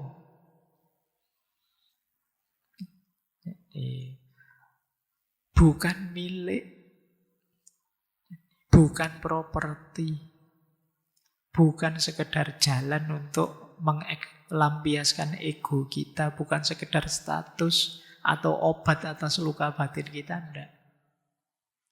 Kan ada kan yang punya pasangan untuk status. Teman saya punya pasangan semua, Pak. Saya enggak punya. Sudahlah, tak pura-pura nyari. Enggak apa-apalah. Terus jadi pasanganmu itu hanya jadi pelampiasanmu untuk menjaga statusmu. Ini tidak nguwongke. Tidak memposisikan dia seperti manusia. Kamu jadikan dia barang, kamu jadikan dia properti untuk memuaskan egomu saja. Atau kadang-kadang kamu habis patah hati terus, mungkin enak kalau ada pengobat luka sementara untuk menutupi luka ini. Ini kamu tidak mikir dia, kamu hanya mikir kepentinganmu. Ini kamu tidak nguwongke. Jadi cinta yang nguwongke itu cinta yang mengizinkan yang engkau cintai menjadi dirinya sepenuhnya. Mengizinkan dia tumbuh. Tidak takut kalau dia berubah. Tidak ingin mengubah dia seperti versi yang kita inginkan. Itulah nguwongke. menganggap kita ya manusia, punya keinginan sendiri, punya kehendak sendiri, punya cita-cita sendiri. Yang silahkan diwujudkan. Justru hadirku sebagai yang mencintaimu akan mendukung itu semua. Mungkin kita berbeda jalan, tapi dengan berbeda itu kita berdua kalau ketemu jadi lebih kuat. Jadi lebih tangguh. Ini namanya nguwongke. Baik, yo lawan yang nguwongke itu tadi ya menganggap jadi seperti barang dimiliki saja. Jadi media untuk senang-senang saja, memenuhi ego. Atau sebagai pelampiasan saja. Berarti kita tidak nguwongke dia. Oke ya, baik, kita lanjutkan. Jadi ini beberapa perilaku cinta yang penting untuk tresno jalaran saka kulino. Berarti mari kita lakukan, kita kulinokan 3 hal. Ngayomi, ngayemi, dan nguwongke. Ini kita biasakan terus akan membentuk rasa cinta yang jauh lebih dalam. Yuk, kita lanjutkan lagi. Ini mulai agak dalam ya, cinta kepada Tuhan. Kalau dalam konteks tresno jalaran saka kulino. Ambil nafas sebentar. Semoga kalian tidak jadi putus asa ya. Aduh Pak, ternyata selama ini belum yang sejati, padahal gombalnya sudah sejati. Tapi ternyata masih harus belajar lagi tentang cinta.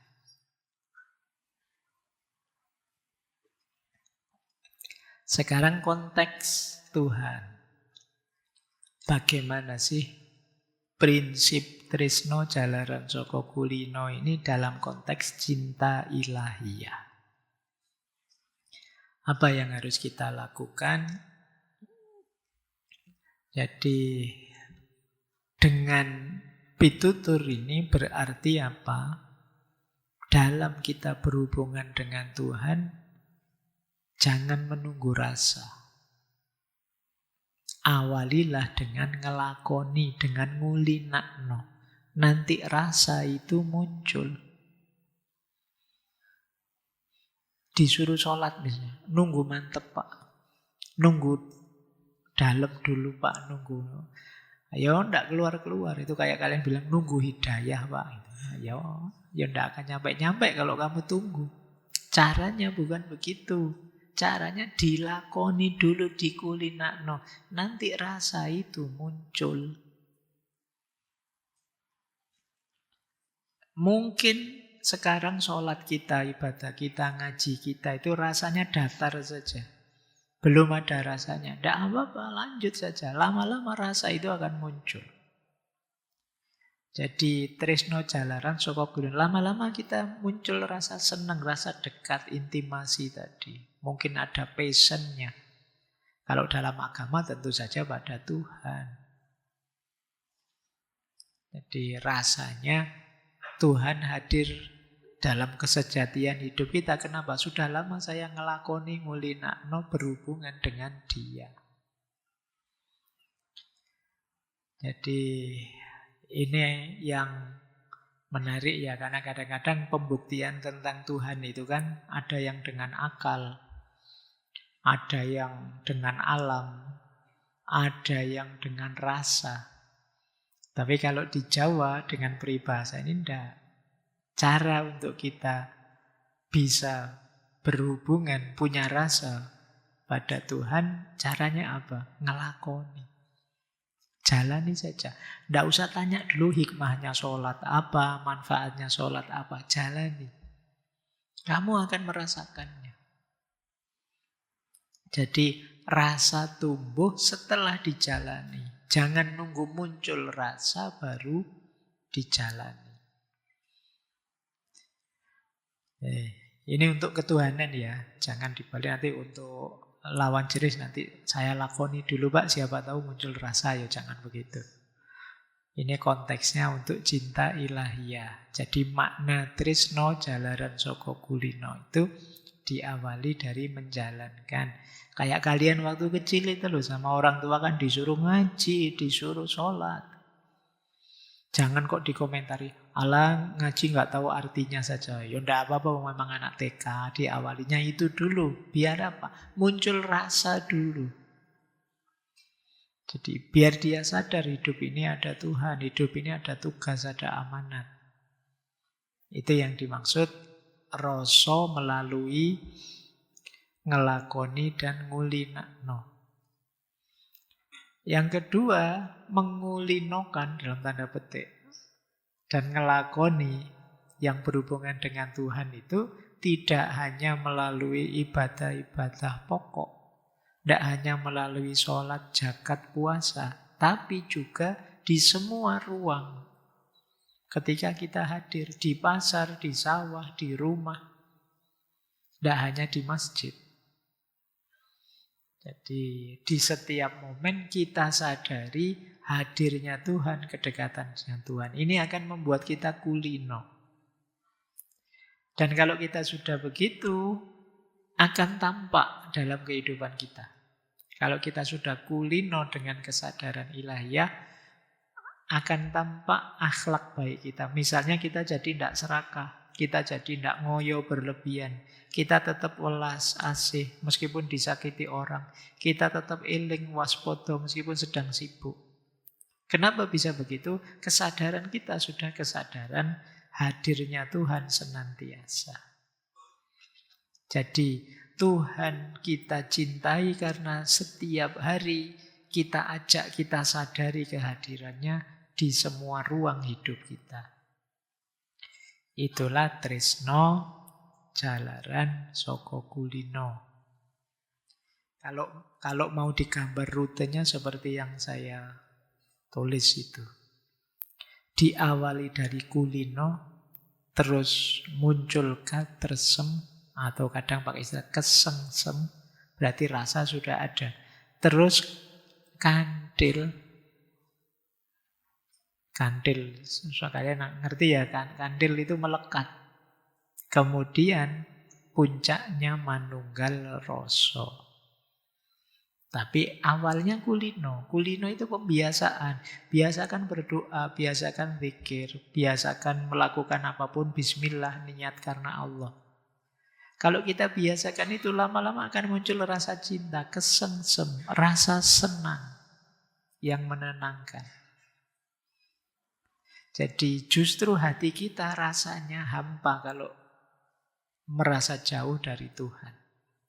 Sudah kesengsem, sebagaimana kita tidak nyaman kalau jauh dari yang kita cintai, dari LDR-an dengan pasangan kita, itu kan tidak enak rasanya. Kenapa? Ya karena sudah ada rasa, sudah kesengsem, sudah katresem. Jadi setelah kulino rasa itu muncul. Kalau rasa ini dipupuk terus, sudah muncul sih, tapi kan terus tidak selesai. Tetap dikulinakno. Kalau dikulinakno lama-lama akan melekat. Kandil. Sudah otomatis sudah. Kalau tadi misalnya zikir itu disengaja terus-menerus mulutnya, lama-lama sudah otomatis sampai detak jantungnya berzikir. Ini sudah mulai kandil. Orang bisa melihat di balik fenomena ciptaan Allah, hadirnya Allah di mana-mana, ini sudah kandil. Pada puncaknya manunggal rasa. Nah, manunggal rasa ini berarti rasa kita sudah menyatu dengan ketuhanan. Cirinya apa? Yang kita inginkan, yang kita kehendaki, itulah yang dikehendaki Allah. Itu manunggal rasa. Allah menyuruh kita puasa, dan memang kita itu ingin puasa dan senang puasa. Ini manunggal rasa. Allah menyuruh kita zakat. Ya, saya sejak berulang-ulang berzakat, rasanya kok nyaman, sekarang senang dengan zakat. Ini berarti rasa kita sudah sejalan dengan keinginannya Tuhan. Itu namanya manunggal rasa. Itu puncak kedekatan kita dengan Tuhan. Diawali dari kulino tadi, membiasakan. Setelah dibiasakan, rasa itu muncul, rasa muncul ini dipupuk terus-menerus, lahir kemelekatan, kandil, dan pada akhirnya manunggal rasa. Baik, kita lanjutkan. Kalau ini konteks tresno jalaran saka kulino berhubungan dengan alam. Ekologi. Nah, mungkin ini bisa lah kita pakai istilah ekologi Jawa.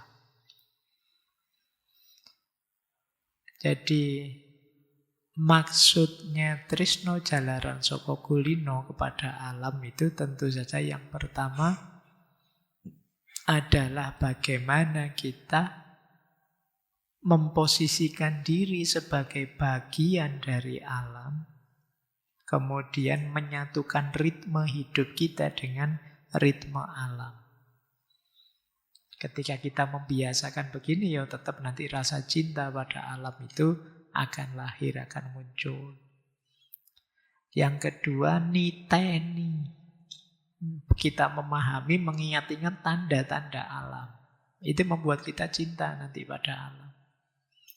Yang ketiga, menyesuaikan diri. Bukan menaklukkan loh, menyesuaikan diri dengan alam. Itu yang kanan saya sebut. Prinsipnya apa? Ngerumat dudu nguras. Ya, diingat-ingat istilahnya. Ngerumat orang nguras. Ngerumat itu setara maknanya dengan memelihara, melestarikan. Bukan nguras. Nguras itu eksploitasi. Yang sekarang kita rasakan dampaknya kan. Hutan kita kuras habis. Banjir sekarang. Kemarin kita salah mindset. Berhadapan dengan alam kita hanya fokus nguras. Lupa ngerumat. Kita lupa bahwa kita ini oleh Allah diamanati untuk momong alam semesta. Kita itu khalifah.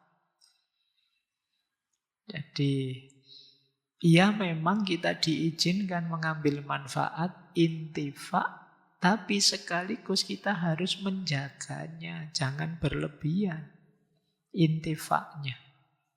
Harus ngerti kadarnya.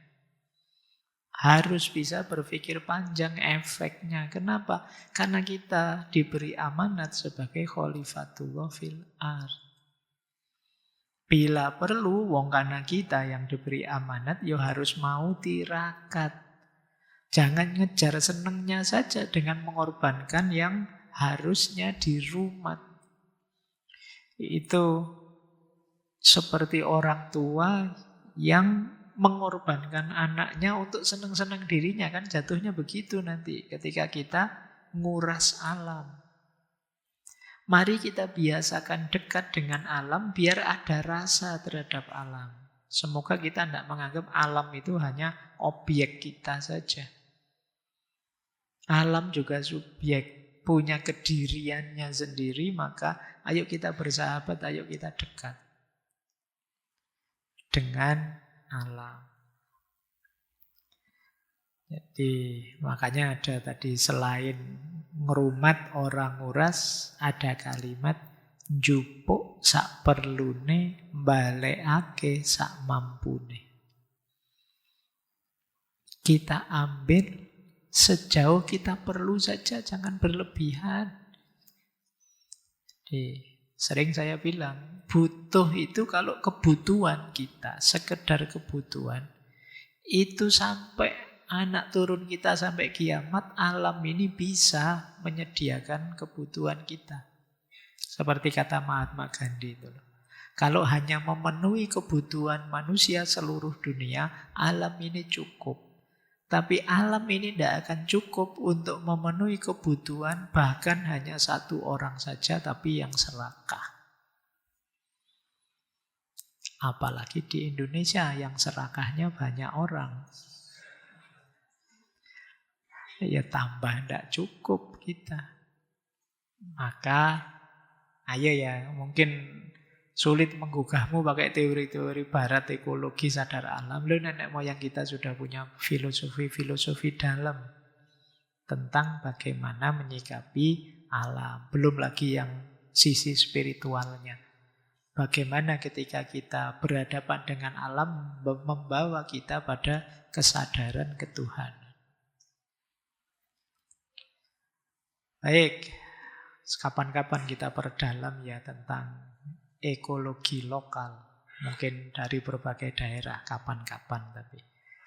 Nunggu moodnya. Karena ngaji itu kan nunggu, kalau bahasa minggu lalu ya nunggu peletiknya. Kita lanjutkan mungkin ini. Ya, orang sering menyebut Hasta Broto itu kepemimpinan. Tapi bisa juga kita bawa Asta Bratanya cinta. 8 jalan yang harus dilakukan oleh orang yang mencintai. Kita agak cepat ya teman-teman, fokus ya. Karena waktunya. Yang pertama, orang mencintai itu harus berperilaku seperti matahari. Namanya Surya Broto. Surya Brata. Jadi, apa perilakunya matahari itu? Matahari itu memberi energi tanpa pilih kasih, selalu hadir dan tidak menuntut dipuji. Tanpa ada matahari, kehidupan selesai. Dan dia senantiasa konsisten, setia, memberi cahaya pada siapa saja yang membutuhkan. Ini jalan pertama seorang pecinta. Jadi kalau kalian melihat matahari, ambil pelajaran bahwa saya harus seperti matahari dalam aspek berbagi cahaya pada siapa saja dan konsisten komitmen. Kalau ini tentu saja konteksnya cinta, berarti pada yang dicintai. Yang kedua, Condro Broto, jalannya rembulan. Orang yang mencintai itu berperilakulah seperti rembulan. Rembulan ini simbol cinta yang menenangkan. Rembulan itu menyentuh. Kalian lihat rembulan kan rasanya indah, rasanya romantis. Menghadirkan keteduhan. Kemudian rembulan hadir di malam hari ketika kegelapan tiba. Jadi, jadilah orang yang bisa diandalkan saat kegelapan, seperti rembulan. Jadilah orang yang menghadirkan keteduhan pada yang dicintai, yang menenangkan yang kau cintai. Itu namanya jalannya rembulan. Para percinta berjalanlah seperti rembulan. Yang ketiga, Bayu, jalannya angin. Seperti apa jalannya angin? Angin itu tidak terlihat, tapi terasa. Jadi orang yang mencintai itu melakukan kebaikan apapun, tidak ingin pamer, tapi efeknya terasa. Itu angin. Tidak mengekang, tidak posesif. Jadi, ya maksudnya tidak mengekang. Angin itu kan menerbangkan kita bisa, membebaskan kita menjadi diri kita. Itu jalannya angin. Jadi, kalau kita berperilaku seperti angin, berarti kita ini membebaskan yang kita cintai sebagai dirinya. Biarlah dia menjadi dirinya, kita membantu. Meskipun tidak harus bantuan itu terlihat. Sebagaimana nafas yang kita hirup ini kan, ya sebenarnya ini kan ada jasa udara di sekitar kita. Tapi kan sering kita lupakan. Sama seperti hembus angin. Itu dia tidak dianggap penting, tidak terlihat, tapi perannya terasa. Dan membebaskan. Yang keempat, jalannya samudera. Orang yang mencintai itu harus mampu berperan seperti samudera. Samudera itu barang apapun, sungai mana-mana itu masuk ke dalam dirinya, semua ditampung. Jadi menjadi samudra berarti kita jadi luas, bisa menampung luka, ketakutan, amarah dari yang kita cintai. Tidak buru-buru menghakimi karena kita bisa memayungi semuanya. Itu samudra. Samudra itu dimasuki sampah, dimasuki air kotor dan lain sebagainya. Dia tetap bisa menerimanya dalam keluasannya. Samudra simbol hati yang luas. Baik, itu jalannya pecinta. Ada lagi jalan api, Agni Brata. Jalan api itu berarti cinta yang peduli. Cinta yang tegas, cinta yang membakar, tapi membakarnya itu pembakaran penyucian. Jadi mungkin menyakitkan, tapi setelah itu jadi bersih.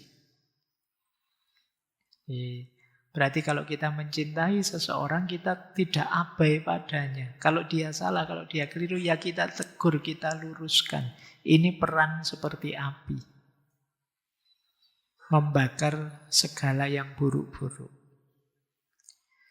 Jadi yang mencintai tidak boleh cuek dengan yang dicintai. Dia peduli. Kemudian ada lagi Prithvi Brata, jalannya bumi. Mencintai berarti harus kuat, menyangga apapun situasi yang dicintai. Menanggungnya tanpa mengeluh, tetap setia, tetap sabar, bisa diandalkan saat krisis.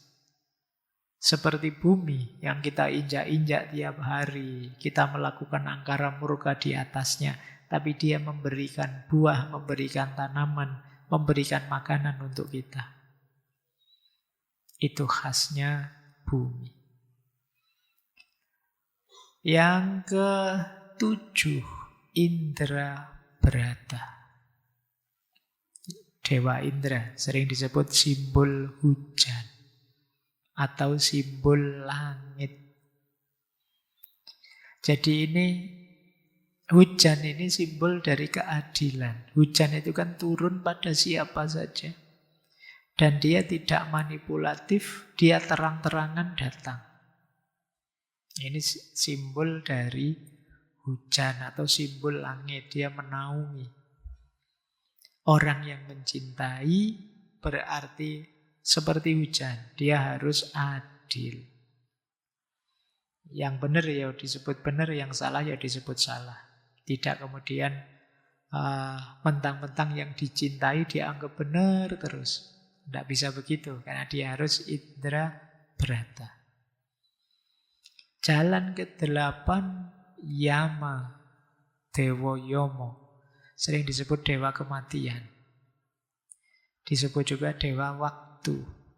Ini memberi pelajaran kita tentang batas. Orang yang mencintai adalah orang yang tahu batas. Tidak boleh sembarangan. Tidak boleh membiarkan rasa cinta melahirkan hal-hal yang negatif. Jadi, karena kalau kita lupa batas, cinta bisa jadi bencana. Kita harus tetap tahu batasan kita. Itu Yama Brata. Jadi teman-teman, ini 8 jalannya para pecinta yang diambil dari analogi alam semesta di sekeliling kita. Biasanya Hasta Brata ini dipakai untuk pelajaran kepemimpinan. Cuma malam ini kita tafsirkan untuk pelajaran cinta. Ini sebenarnya nasihat yang diwejangkan oleh Rama pada adiknya Bharata saat beliau akan diasingkan. Jadi Rama ini sebelum pergi ke hutan karena diasingkan, beliau memberi nasihat adiknya untuk jadi pemimpin yang baik.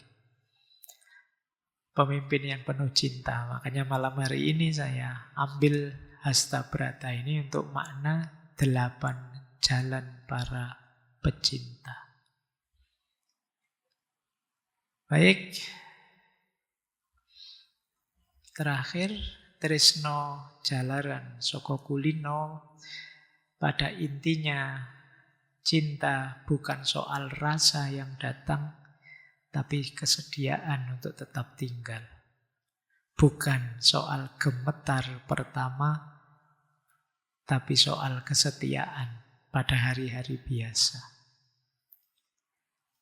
Saya kira itu ya untuk malam hari ini tentang tresno jalaran saka kulino.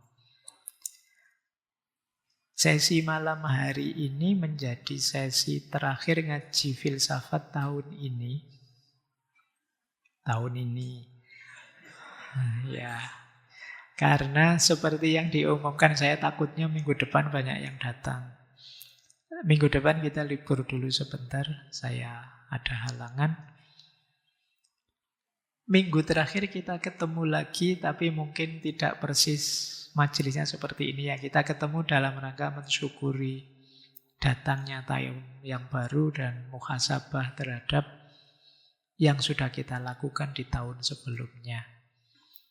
Itu nanti di 31 malam pas. Jadi silahkan yang mungkin slow bisa tanggal 31-nya ke sini. Tapi minggu depan diingat-ingat biar tidak kecelek untuk datang ke sini. Yang sudah terlanjur pesen tiket, saya kemarin di WA, Pak, libur ya Pak, saya terlanjur pesen tiket. Ya di refund saja. Kalau tidak bisa ya sudah, anggap saja itu bagian dari tirakatmu mencari ilmu kan gitu. Baik, saya kira itu ya teman-teman, semoga sedikit-sedikit bisa menambah wawasan, kedalaman wawasan kita tentang cinta, khususnya dalam tradisi filsafat Jawa. Saya akhiri sekian, kurang lebihnya mohon dimaklumi dan dimaafkan. Wallahul muwaffiq, wallahu a'lamu bissawab. Wassalamualaikum warahmatullahi wabarakatuh.